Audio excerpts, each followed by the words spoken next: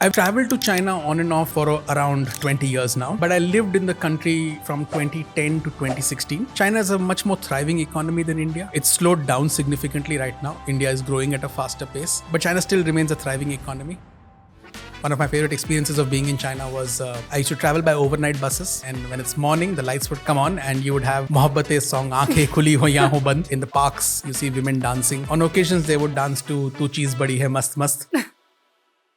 The Chinese government was very friendly. If you're a foreign investor and you came into China, you were given the red carpet treatment. It's not the case now. It's changed now. It's changed significantly. But in that period, what had happened was that... And Chinese government is now prioritizing other kind of exports like lithium-ion batteries. Yeah. Essentially, what the government is saying is that I can no longer compete in manufacturing shoes, blankets, chappals, and so on and so forth. Let Vietnam do it. Let Cambodia do it. There is some debate in China about should India be allowed to do it, because I think the big positive lesson to learn from the Chinese is... Over the last 4 decades, China has transformed from one of the poorest countries to its second largest economy. India is also in the race to become world's third largest economy. In this podcast, we talk with Manoj to know what China did to reach where it is now and what India can learn from China. Manoj Kewalramani is Fellow China Studies and the chairperson of the Indo-Pacific Studies program at the Takshashila institution. Do watch this podcast to learn why has India so far was not successful to live up to its economic potential and how can we fix these problems. Hi Manoj, welcome to the Nuance Show. Thank you so much. Pleasure to be here. So Manoj, India and China have same number of population and people love to compare India and China. So let's just start our discussion with the similarities and differences India and China have. Okay, so in terms of similarities and differences, I think a lot of our similarities are fairly superficial, right? Obviously, the population size is somewhat similar, although now India has a larger population than China. And India is likely to remain a larger population than China for the foreseeable future because China's population decline is now well and truly set in. In contrast, our fertility rate is much higher. So India is likely to continue to remain the most populous country in the world for a long time to come. In terms of culture, there are some similarities. So Chinese culture is also very family oriented in some way.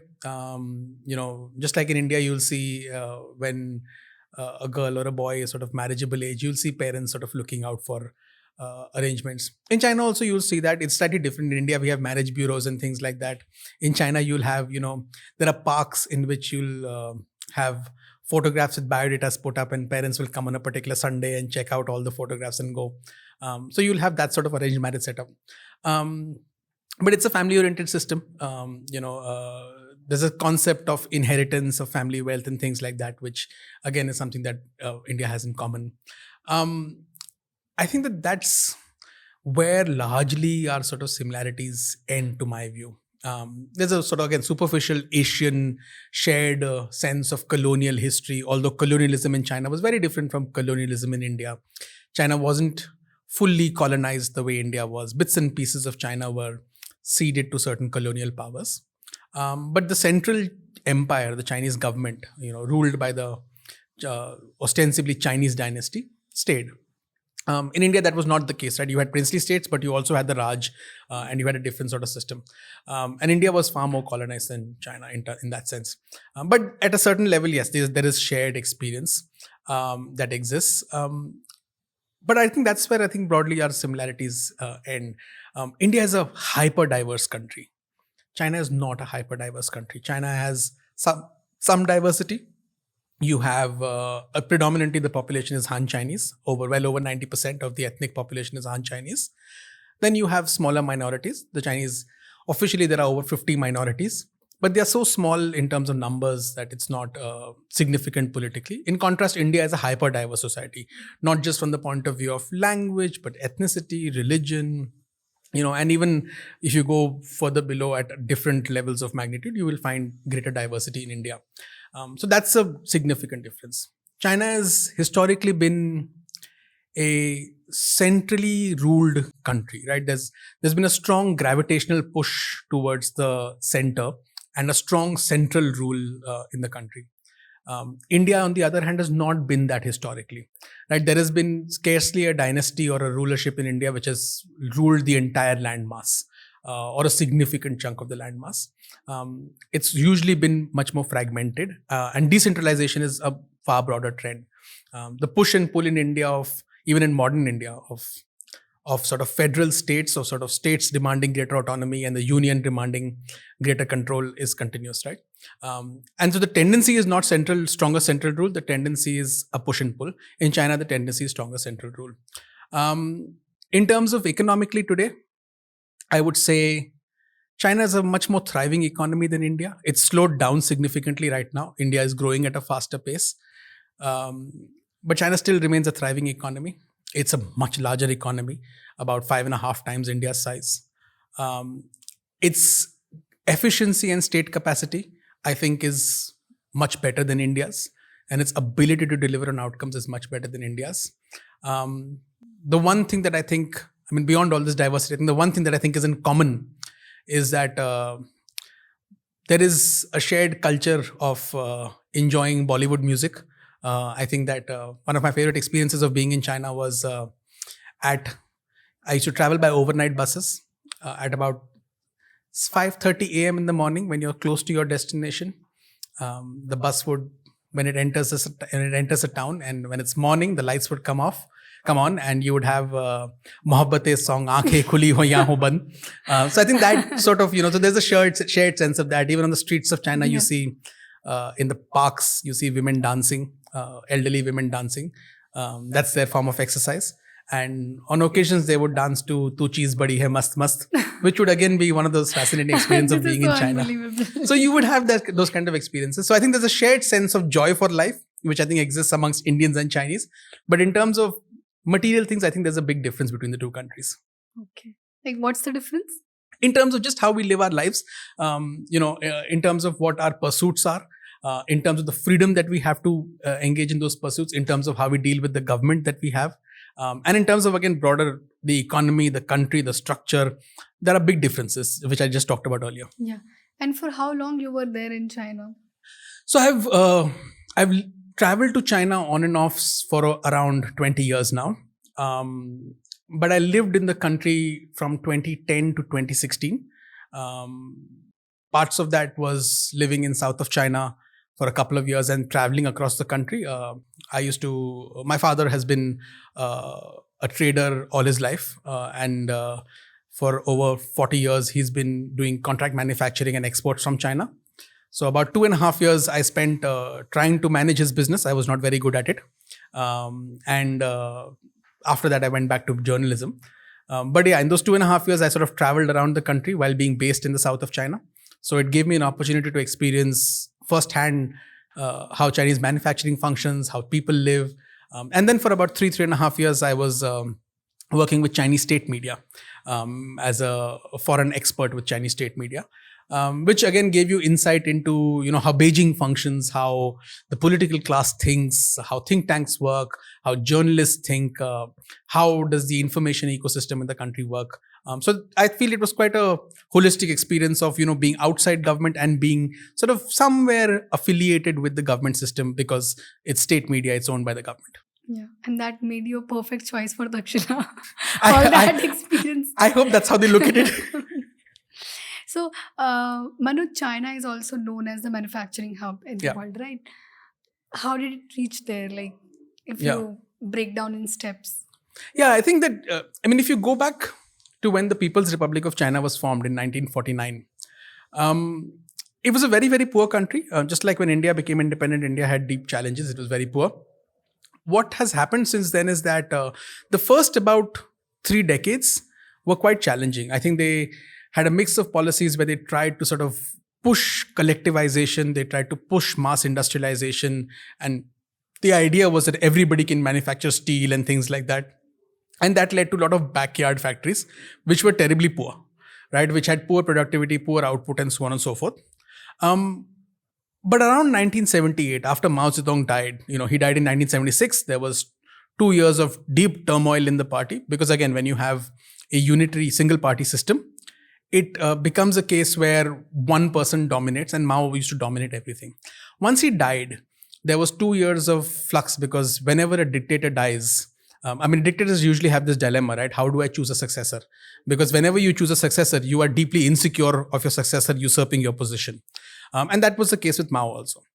Eventually, when he died, the person who was his ostensible successor was not as powerful, right? So he ended up basically saying, I'm going to do what is called the two whatevers, which is whatever the chairman said and whatever the chairman did, I will continue those policies. But there was a pushback because China was still very poor after 3 decades, after nearly 4 decades actually, 3-4 decades. And so the idea was, okay, we need to reform. In 1978, they launched a big reform initiative, which is called Reform and Opening Up, which essentially said that everything that is state controlled, which was basically everything in China, your entire life was state controlled, is now going to be liberated. Right, we're going to gradually open these things. So from pricing reforms to market reforms to allowing private manufacturing started to happen gradually. You opened yourself up to foreign capital, foreign people, foreign investment, foreign technologies, and that allowed you to essentially broaden the scope of what you were doing. And gradually, over a period of time, you started building manufacturing capacity because you had cheap labor. You were open to foreign capital and technology. And as sort of the years passed by, you stuck with that reform, despite deep internal differences. Around 2001, China joined the WTO, which I think gave it this rocket fuel to sort of launch into this next century. And that I think was a big change, right? You had access to Western markets, you had access to Western capital far deeply than what you had in the past. And the state policy incentivized through subsidies and through other means. For example, by keeping labor rights, by not being very stringent on labor rights, by allowing easy access to land, by subsidizing energy, water, things like that. You incentivized exports and incentivized manufacturing. And that I think has been a trend that was sustained. That is basically what led to this manufacturing boom, right? The idea that you can make everything in this country because now you have access to all of this. You invited foreign companies to come in and set up shop. So you had all these global MNCs that came into China. You weren't necessarily terribly worried about them crowding out your indigenous manufacturing because you wanted capital to come. You encouraged joint ventures. People learned how do you run these companies? How do you manufacture? What are processes? So from technology to processes to management, you learned. And then you started your own sort of systems, own companies. And you grew, right? This was a time where globalization was at its peak. But how did these companies coexist with Chinese government? So the Chinese government was very friendly. It was very, very friendly to foreign investors. It was very, if you're a foreign investor and you came into China, you were given the red carpet treatment. It's not the case now. It's changed now. It's changed significantly. But in that period, what had happened was that the party's objective was to grow economically, right? The bargain that it had made with the people was that we will give you prosperity. You give us political control and you will not challenge our political control. In 1989, if you recall, there were the Tiananmen Square riots that took place. After that, this was the compact essentially that the party offered the people. That politically we remain unchallenged, but we will commit to providing you prosperity. And whatever decisions need to be taken for that, we will start to take. And they did that, right? So they were open to, say, foreign education. So, New York University, NYU, has a campus in Shanghai. They were open to foreign experts, foreign scholars, foreign technology, foreign talent. And these companies came and they said, hey, look, I don't really care what your governance system is like, provided there is good enough facilities and a good business environment for me, and I can cater to the market. Because what companies want to do is make profits, right? That's their mantra. So the Chinese government said, great, we also want to make profit. Let's do business. Let's not do politics.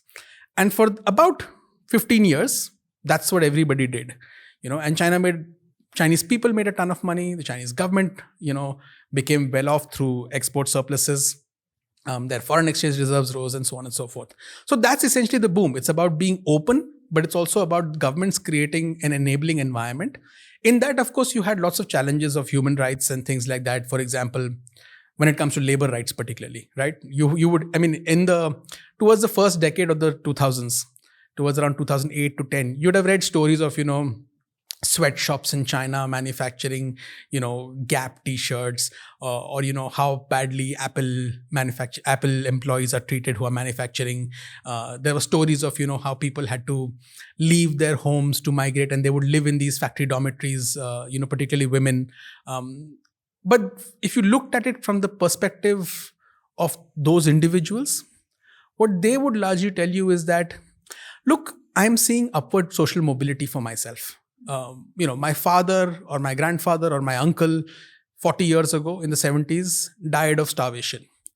Today, I'm being able to feed my family. My child is being educated. Yes, my life is not easy, but this is a generational problem and I will overcome it.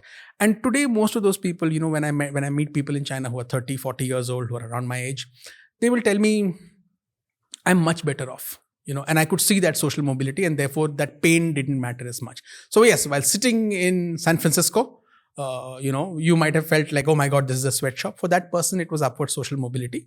And as much as they may not be happy with that existence, it meant that their life was improving.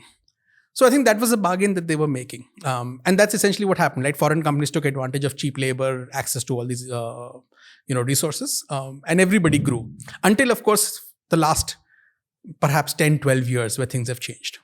Yeah, I was also having this discussion with Sridhar that migration is not bad. We want people to work in new factories that are being set up. We don't want so many people in villages. Like, we don't need those many people in agriculture, right? Yeah, you need people to come to urban centers. Urbanization is needed. But I think one of the challenges, and again, China, this is a common challenge with India and China, right? How do you plan your urbanization better? I just drove down here. It took me an hour and a half to cross 13 kilometers. A lot of that is, to me, yes, there is traffic. Yes, our cities are overcrowded, but it's also bad urban planning, right? I feel that sometimes our cities cater to our whims and fancies rather than actually directing traffic the way it should go. What you will see in China is that there has been better urban planning. It's not that their cities have not grown in an unplanned manner. There has been unplanned growth, but there has been better urban planning. Some of it is positive. Some of it has been problematic. So for example, in China, you have something called the hukou system, which is the household registration system. So if you're a migrant who is moving to a city from, say, a rural area, every individual, wherever you're living, you have a household registration, right? It's sort of your Aadhaar card with your address proof of where you are. That registration allows you to access to public utilities and public services. So education, healthcare, things like that.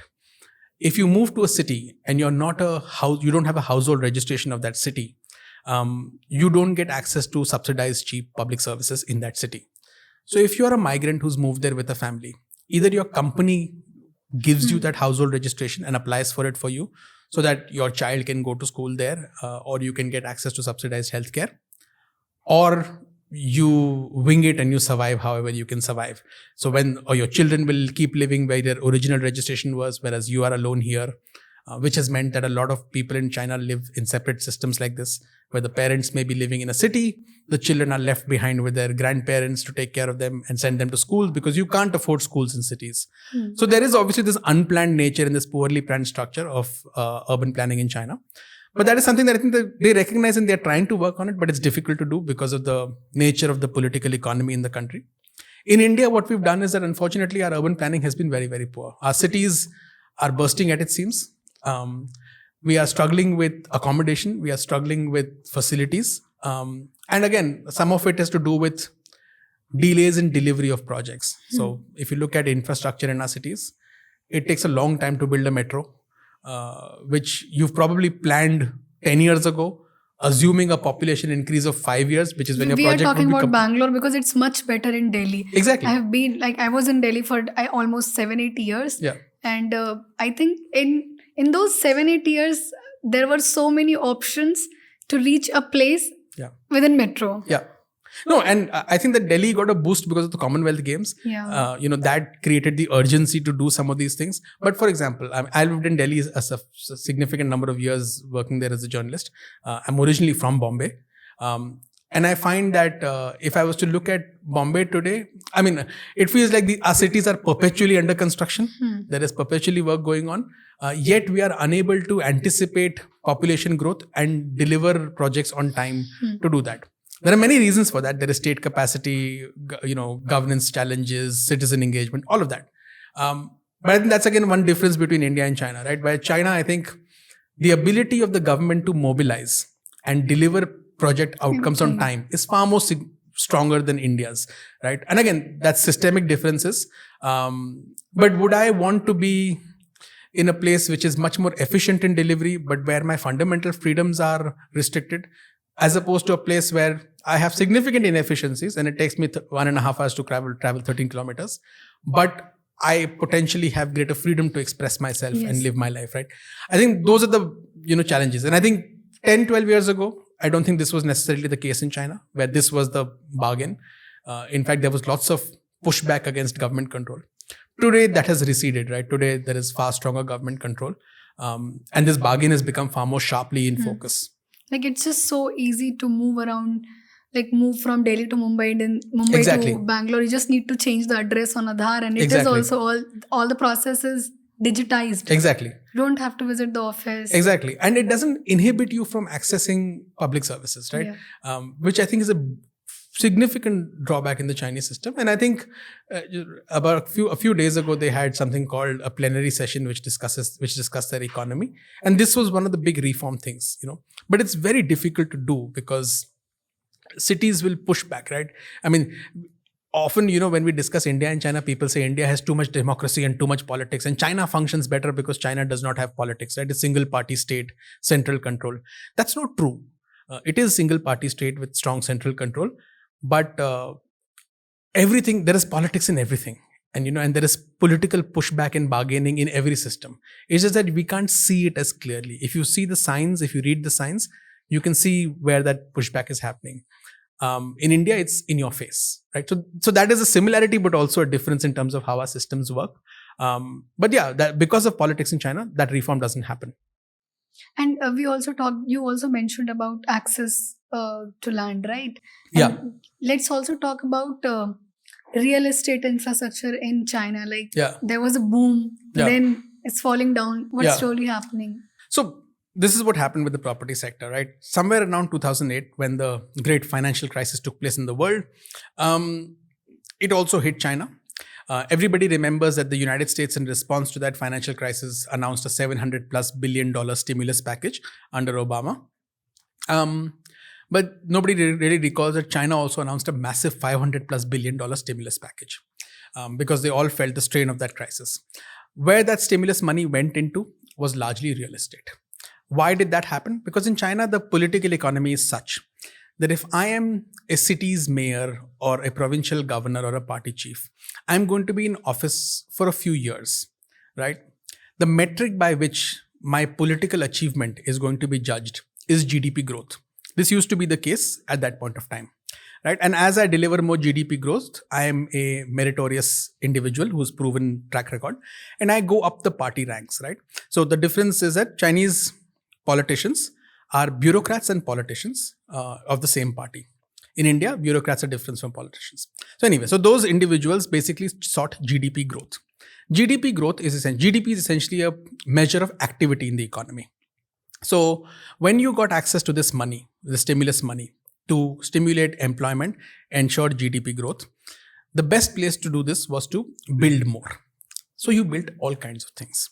You built housing. You built useless projects such as big parks, which nobody is going to access. You built bridges on which nobody goes. You built massively beautiful fountains in places where there may be like 2,000 people living. So you have a brilliant, beautiful fountain there. You build cities in cities which nobody lives in and nobody is likely to live in also. Because you had the money, and for the political incentive was to build so that there is GDP growth. Now, whether that asset is going to be productive was not the concern of this guy who was in charge, because he knew that by the time this asset is created, I'm going to be promoted to my next job because I've demonstrated this growth. The problem is the next guys, right? The next guy came, he said, oh, okay, I have money, let me continue to build. So you ended up building a lot of inventory and a lot of vanity projects, which did not yield anything. So this was wasteful investment, right? And like this, the property boom sort of grew. And obviously, when people are going to look at where am I going to save my money? Now, the Chinese are also big savers like us. So where are you going to save your money? You're going to park your money in the real estate sector because it's booming, like it's growing consistently. Because there's constantly money coming in. At a certain point of time, you can see that there's a bubble building because you have ghost towns around the country where nobody's living. In order to demonstrate further activity, in some places where you've built these beautiful towers, after some years, you destroyed these towers and you rebuilt them, right? Because you wanted to create activity and employment. So public money is parked in that. There's a big bubble there. The government is worried that sooner or later this bubble will burst. And there will be political pushback because people will be on the streets. And of course, banks are leveraged because all this money is going through the banking system and it's going as loans to these developers. And if none of this is productive, at the end of the day, developers will default on their loans. It'll come back to the banks. There'll be a run on the banks and there will be full public cry. So how do you deal with this challenge? It's a structural problem. You can't wish it away. The real estate sector accounts for anywhere between 25 to 30% of the Chinese economy. So in 2020, in the midst of the Chinese government decided that, look, we need to deal with this problem because there's a moral hazard here. How do we deal with it? They said, look, we are going to put these 3 red lines on developers borrowing money. That you need to demonstrate certain reserve capacity, you need to demonstrate certain viability. There were 3 specific lines that were put out. Only then can you borrow more money from banks. This immediately meant that the developers who had become used to easy money suddenly started facing a crunch. So a lot of property which was sold but not completed stalled. A lot of unsold property, people stopped buying because people knew prices will fall. So you ended up in a case of stagnation, and then subsequently that stagnation led to companies failing because you could not deliver on projects, you didn't have access to capital. So this was a government enforced process of slowdown. In order to deal with the moral hazard and in order to divert money away from the property sector into the manufacturing sector. Because from the Chinese government's point of view, the future of China is advanced manufacturing, intelligent manufacturing, green manufacturing. They need to focus on technology. So what you have seen over the last 3 years, and there are wonderful charts to show that every year, property sector investment falls by about 9-10%. Access to capital for developers falls by about 13 to 15%, whereas the manufacturing sector investment rises. So banks are being incentivized to transfer money over there. Now the challenge is you can do this theoretically, but what it means is that it's eroding the wealth of your citizens, right? So if I am a 40-something-year-old who's bought one house, who's got a steady job, and who's got more savings, now suddenly, because the economy is starting to slow down, I am worried whether my wage growth is going to be consistent. I was hoping that my investment in the property sector would give me wealth growth, but that's not going to happen now. In fact, I'm worried whether the wealth will even erode, forget growth. So I am likely to spend less. So there's a ripple effect of that decision that's taking place in the economy, which has led to deflationary trends in the economy. But that's the challenge with the property sector right now. So what did the government decide? That, okay, we can't let this continue, but we cannot even go back to the old way because it's not feasible. Money will go into areas where we don't want it to go into. So in January this year, they said, we'll create a new real estate management mechanism. Under that mechanism, the central government said that local governments must talk to, so provincial and city governments must talk to developers, and they must create metrics on the basis of which you will identify and whitelist certain projects.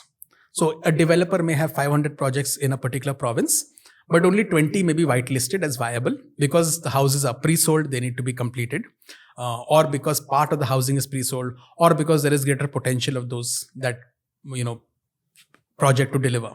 So you will whitelist those, and banks must provide funding to support them. But whether those projects succeed is not our problem. So banks have to also do their own risk analysis, because central government is not going to say that if you failed, if the project failed because it was a whitelisted project, but it still failed, don't come to us and say, give us bailouts. We will not do it. So all of you have to take your own assessments, but you need to provide money to kickstart this process of particularly unsold housing or particularly pre-sold housing to be delivered. Also other housing that you think can be converted into affordable rental housing. Encourage them, do it. State-owned companies can buy those projects and they can provide them as affordable rental housing to these new people who are migrating to cities, and the government can subsidize them. So through these 3-4 mechanisms, we will start pumping money back into the system. So we're not going back to the same old way. That in the last 6 months has led to some investment, but nowhere near the scale that is needed to stabilize the real estate sector or to give people confidence that my wealth will not erode.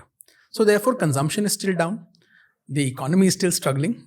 Whereas the government is basically trying to say, we'll try to manage this bomb as long as we can. In the meantime, we are hoping that our manufacturing investments will start paying off and people will be able to switch jobs. The economy's main drivers can switch so that even if subsequently the property sector takes a big cut, it's okay. The losses won't be as large. But at least we'll enforce some discipline in what has been an extremely indisciplined sector for the last 15 years. So that in a nutshell is what's happening with the property sector. And it has any relation with manufacturing? So the relation is this, right? That if you had money, if you had 100 rupees as an investor, you would put them in the property sector because the returns are very high, right? Because you always knew that Beijing will not allow the sector to fail. Because if the sector fails, it has significant economic impacts. And if it has significant economic impacts, it will have a political impact on the stability of the government. So you will not allow it to fail. Now what you're seeing is that in a limited way, they're allowing things to fail because they want that money to go into manufacturing. That 100 rupees, they want 70 to 80% of that to go into manufacturing and less to go into property, because property for them is unproductive asset and manufacturing is where the future economic growth will come. So it has that link, right? Where you're trying to divert capital forcefully by restricting the growth of the property sector. Okay.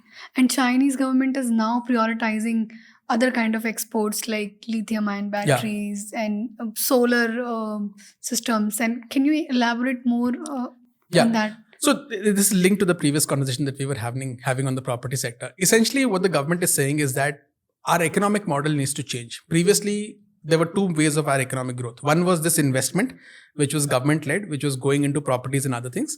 And one was exports, right? Manufacturing investment, but that was low-end exports. We were exporting shoes, jackets, blankets, even chemical reactors, but in a smaller quantity. So you were exporting these low-end consumer goods, durables and things like that. And that's what made you the factory of the world. Now your competitiveness in that is declining because overall wage growth has become much higher. So labor prices become much higher. The quality of products is actually good right now, but the challenge is this low-end manufacturing is also deeply polluting, right? So you want to move away from that because pollution has become a political problem, right? I was in Beijing when Beijing used to have like horrible pollution, AQI of 1000 or things like that. But in a few years, they changed that by shutting down coal mines and things like that because it became a political problem. So low-end manufacturing can be deeply polluting. You're not competitive because your labor prices are going up. Also, there are other competitors who've come up. And you need to move up the value chain. So they look at technology and investments in new technology as growth drivers for the future. They also look at these new technologies as critical to future geopolitical competition with the West. So they see the world and they say that, look, the world is in a moment where there is a technological revolution taking place, from AI to Internet of Things to other things. You're in a place where there is a race to capture the commanding heights of new technologies. So we need to invest in that, from basic research to manufacturing. So in 2015, there was a plan called Made in China 2025, which was released, which essentially was a continuation of previous plans, but accelerated in other domains. It identified 10 domains from things like, again, robotics and things like that, and said we need to invest heavily in these areas because these are going to be future drivers of our economic growth. So to divert, and they've started to sort of state subsidized funding and also VC funding has gone into these domains to try and ensure that you build capacity in these areas. That's been their policy, right? Under Xi Jinping, increasingly, they've doubled down on that.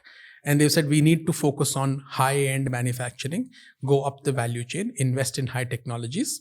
So your current exports that you're looking at, whether it is lithium-ion batteries, whether it is EVs, all of that is a product of this, that you have shifted that flow of capital to these domains. And you're saying that our future exports, we will still be export-oriented, but it has to be in these domains because I can no longer compete in manufacturing shoes, blankets, chappals, and so on and so forth. Let Vietnam do it, let Cambodia do it. If India does it, okay, India can do it. Let Bangladesh do it in textiles and garments in particular, because we are no longer competitive in that, and they are also deeply polluting. And we can no longer sustain that, right? We need to move up the value chain. There is some debate in China about let India do it. Should India be allowed to do it? Because their argument is, why are we even in this low-end manufacturing? Yes, Shanghai, Jiangsu, these rich coastal provinces can no longer do it because the competitive advantages are not there as much, particularly on price. But the interior provinces, the hinterland provinces, which are relatively less well off, which are poor in fact, they can do it. So why don't we transfer our capacity there instead of letting the capacity go to India? Now the problem is that the connectivity of those provinces to the outside world is not as great, because they are landlocked. So as compared to the coastal provinces, so they've built these rail connections to try and transport, but they are still not price competitive to do that through rail and things like that. Also, you will need to transfer technology, skills, people, and all that, and that's challenging, right? And most of these hinterland provinces are also ethnic minority provinces where there have been political disturbances. So it's difficult to make that transition. So at the end of the day, a business has to take a decision. And if I'm a business person, I'm going to look at Cambodia and Vietnam, even a Chinese business person, and say, I'll go there. I have great port connectivity. I'm going to get great facilities. I'll do it cheaper and I'll make profits. So there is a limit to which the government can control private business decisions. And that applies to China also. So that's the sort of push and pull going on right now. And I was also watching a video where one of the greatest investors of all time, Charlie Munger, said that he would prefer to do business with China than India because it is very difficult to get anything done in India. They have bribery culture, they are overpopulated, they have caste system. So I believe every economy has its own set of challenges, right? So what kind of challenges China had at that point in time and how did they overcome? Yeah, I mean, I think, the things that you're hearing about the Indian economy today, particularly from Western investors who are critical or who may be, who may be having a much more cautious approach, are things that you would have heard about China in the late 70s and the 80s also. Not the caste system, but other things you would have heard similarly, right? It's very difficult to do business in China. Everything is state controlled. There is a dissonance between central authorities and local authorities. At everywhere, somebody is asking for an extra buck. There is deep corruption, and all of that deep corruption all is systemically there. It's still today true as it was in the past. What I think is different, and where I agree with Mr. Munger, is that there is a systematic effort within China, which was led by the central administration since the 80s, to try and be as open and welcoming to businesses as possible. Again, that came at the cost of labor, right? So, I don't want to minimize that, but there was an effort to make sure that foreign capital comes in and gets as many facilities as possible because we need it. And I think that recognition is something that, I don't think in India we have that, to that degree. And to be the ability of the government to do away with impediments that capital faces, whether it is land acquisition, whether it is, again, energy, water, things like that. I think in China, there was much stronger. And that's partly because it was a single party system, right? Its ability to alienate people, maintain political control was there. Whereas in India, if you were to do that and you alienate people, you can lose political control. So it's obviously always going to be much more complicated to do it in a democracy. But I think that's the beauty of India, right? Because can you do that growth while maintaining this conversation around individual rights and labor rights and things like that? There will always be friction, but it's fine. This is what makes it very complex, right? Exactly. This is what makes it complex, but it is also something that I think is, from a human-centric point of view, I think it is better, right? You'll never be satisfied, but it'll still be better, right? It's better. In China, at a certain point of time, because of this openness to capital, again, there was deep corruption, but there was also an explosion of things like, cancer cases, pollution being hidden, your soil pollution, water pollution being hidden. In India, it's good, right? There is transparency, that sunlight is needed. Yes. So I think that I would sort of prefer, again, being in the Indian system. There's no point in suddenly having per capita GDP of $12,000 when, the cancer rates are skyrocketing. So I think that is a difficult bargain, but I think I would prefer that bargain and that conversation in India than in China. From a business point of view, I completely agree, right? Your goal is profitability. So if a government is throwing open the doors, laying out the red carpet, you would say, yes, I mean, I'm getting profits. Why will I not take that, right? But there is a cost to it, which today Western businesses are realizing that as China has become competitive in domains where the West is competing against them, it is pushing back.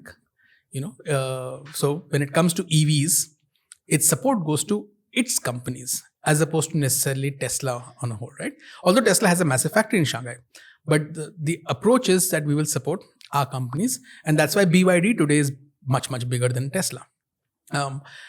Likewise, the companies that came in with joint ventures, sooner or later, their joint venture partners got the skills, understood the technology, understood the processes, and broke away, and then were preferred by local governments for their subsidies and their support systems.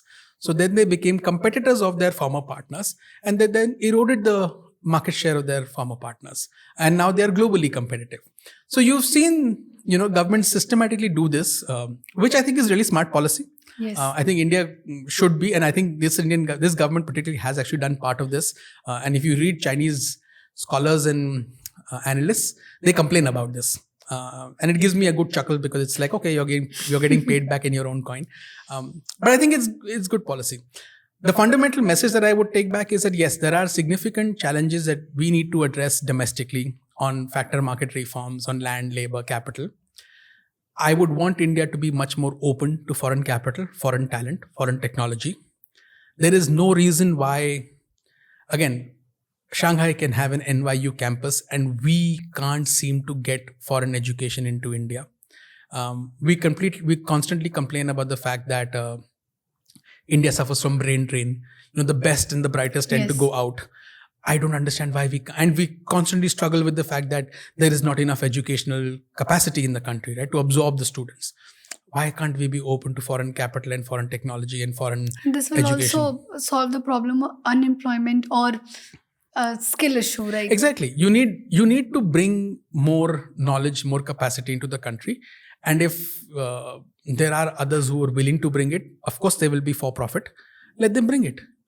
We should be welcoming that instead of cloistering ourselves by feeling afraid that there is some ulterior motive. You need to, when a paranoid communist country could do that with confidence, I think India should be able to do something like that with confidence. So there are lessons to learn from how China did this. Well, this was really interesting. Yeah, I didn't think about it because I was having the conversation with Sridhar. We were just talking about unemployment that, like I shared one experience where 10 job vacancies were there and it was happening inside a hotel in Gujarat and 1,800 people showed up for that interview. Yeah. So and people are overqualified for that job. So I think this is a great suggestion, right? Yeah. A lot of people are going to US for that kind of education, and the good change that we are seeing is most of them are now coming back. Yeah. There was this trend earlier that IITians would go out to study further or for IT jobs, and then they would never come back. Yeah. Now I think the kind of impact these people can create in India, because of that impact, they are coming back. And from what I understand, I mean, speaking to people in different governments, speaking to different consulates and embassies here, they want to. The struggle is of the Indian system placing barriers. You want to have university partnerships. What do they need? They need access to land. They need access to, and they need degree recognition. We seem to be bureaucratically too slow in doing that. I think those are the kinds of things where if we optimize, if India optimizes, the rate at which you expand can be very, very quick. And I think that's the one thing that China showed us, that if you do these small optimizations and opening efforts, the multiplier effect that kicks in, you won't even realize it when you're doing them, right? And suddenly you'll see like, okay, this has suddenly boosted everything. Instead, what we seem to be learning from China is industrial policy is good. And I don't think that is necessarily what India should be learning. Yes, in some cases, we need to have industrial policy, but not across the board. We don't have the money to waste. I mean, people talk about, like we discussed China's property sector and, how much it's grown and, these beautiful buildings that you see. But it's an incredible waste of capital. Can India afford to waste that degree of capital? We have, as part of industrial policy now, we have PLI schemes. I'm not against the schemes. I think they are useful. But the problem is that once you have PLI schemes with multiple objectives, one objective is national security, one objective is removing import dependence, one objective is generating employment, then you are dividing your capital in so many different areas. If you're thinking about employment as your goal, you will look at high employment generation domains, right? And suddenly you will say, oh, toys, we have PLI schemes for toys. But why do you need to have PLI schemes for toys? Why should state be doing that? If people want to manufacture cheap toys in India, enable the environment, let them go and manufacture it. If people want to import toys because they are cheaper, it's okay. Let them import toys. Consumer welfare is happening, it's okay. Those who are manufacturing toys can look at some other sector to manufacture in. Instead, you use state capital on what you see as strategically important domains. Semiconductors, strategically important. You need certain kinds of dependencies to go. There may be others. There may be critical minerals where you support. You don't need to do it for everything. Why do you need a PLI scheme for furniture making? Is furniture making critical to the economy? Does it matter? It creates high levels of employment. Yes. Create an enabling environment by reducing taxes, reducing costs that go in, instead of subsidizing them through state capital and then intervening in that market. Don't do it. So I think that it's really important to focus our industrial policy rather than learn from the Chinese and say we'll spend on everything, because the Chinese are okay with wasteful investment.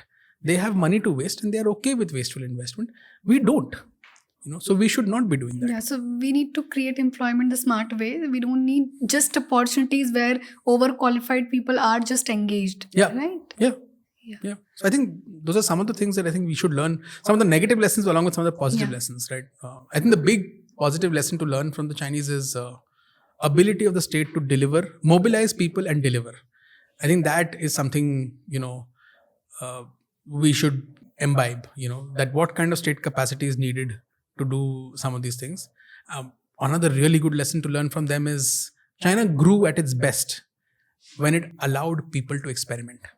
So there was no one China model. There were multiple China models. Every province, every city could experiment under the broad goal that we need to expand GDP growth.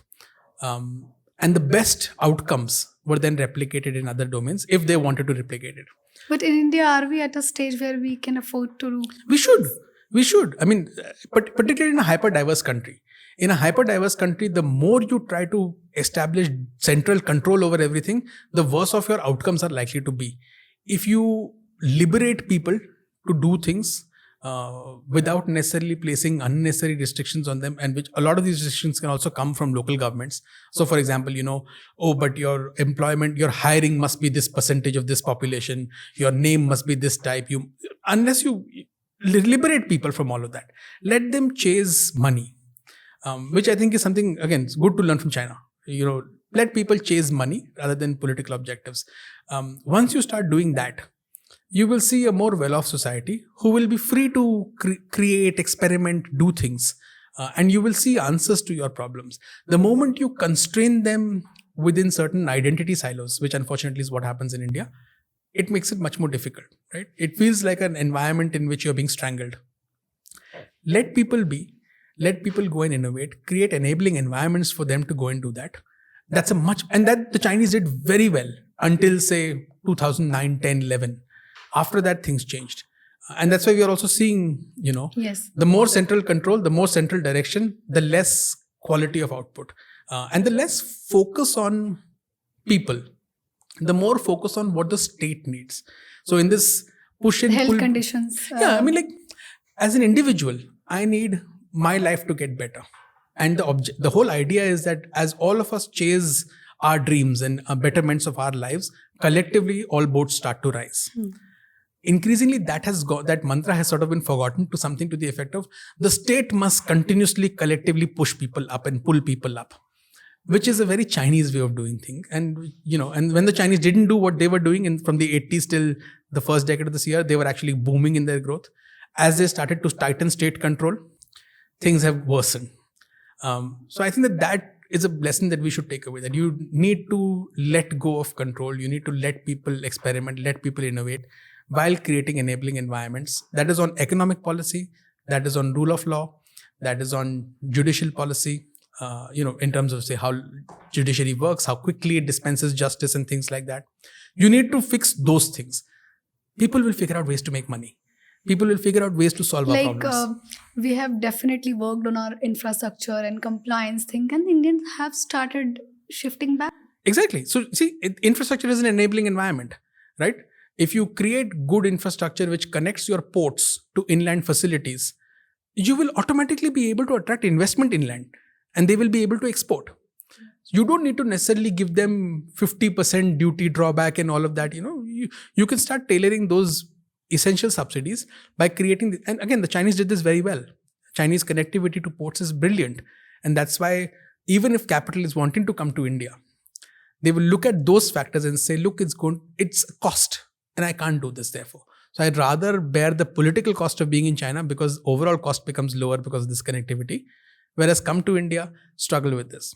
So government should focus on this, create enabling environment rather than directing people that in which way they should be looking to grow. What an amazing discussion, super insightful. Thank you so much joining us, Manoj. It was very nice having this conversation with you. And Manoj has to step out to pick his son from school. So we are cutting it down here. But I'm sure we need part 2 of this conversation soon. No, thank you so much for Thank you having so me. much It for was so much joining fun and always open for a part 2. Sure. We'll do you. it soon. Thank you.